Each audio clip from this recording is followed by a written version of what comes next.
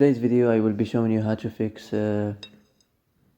Twitch freezing problem. So the answer is easy. Just go to the settings and then scroll down to the apps section and then go to the search and search Twitch, and next go to the storage, and here you will find this clear cache option. Click on it.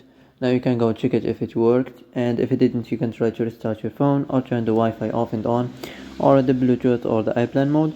Also you can try to clear data, but be careful. If you clear data, all the Twitch data will be deleted. This includes all files, the settings, the accounts, the databases, etc. So be careful if you want to clear your data.